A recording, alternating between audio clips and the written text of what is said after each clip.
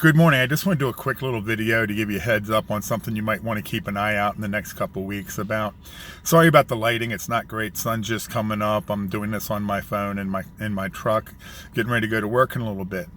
All right. It's about the calendar and how to set the calendar for the year. And that way you can count and know when Rosh Hashanah will be. I mean, you never really know when it'll be. It's the day that no man knows the day or the hour, because it's the beginning of a month, on the first of a month. Thus, you have to see, two witnesses have to see the new moon. So the question is, how does the calendar work? And most people do not understand this at all. The calendar that we have, the pagan Roman calendar that we use on a regular basis is garbage. It's pagan.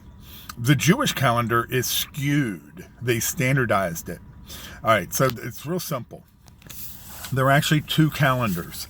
And in Exodus 12:2-3, it lets you that God created a second calendar.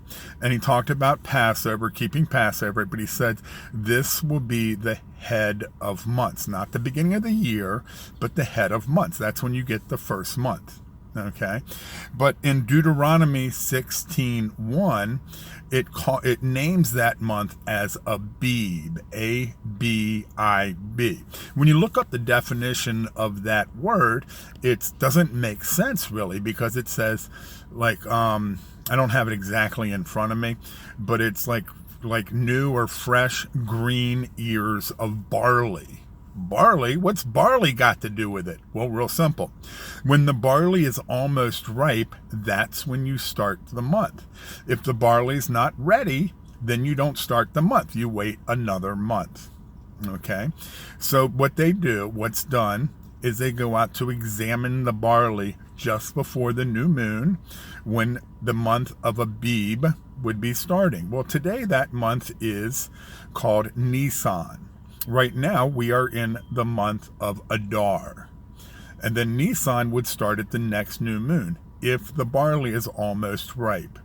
This is important because they have to have the barley almost ripe so that when the Feast of First Fruits comes, they have the first fruits of the barley that they will wave at the altar, at the temple. There are people in Israel today that will go out into the fields to see if the barley is ripe. Now, if it is, then you start the month of Nisan, which was then called Abib, and then you can count 7 months from then. If it's not ready, then you wait a month, and you can count 8 months from then. Then you'll know when Rosh Hashanah is, and that's the only day the rapture can happen. The rapture cannot happen any day. You got people out there telling you it's imminent, it's going to happen any day now. I know there was one person that was predicting the rapture for today on St. Patrick's Day. You don't get much more pagan than that. Oh my goodness. Anyhow, so we're looking for the next new moon, which I believe is scheduled somewhere around the 28th. There is a Facebook page, Deborah's Date Tree, with a V, Deborah's.